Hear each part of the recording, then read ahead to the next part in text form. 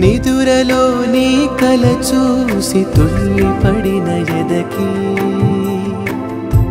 ఏ క్షణం ఎదురవుతావో జోల పాటవై ఆకలని అడగక ముందే నోటి ముద్ద నువ్వై ఏ కథలు వినిపిస్తావో జాబిలమ్మ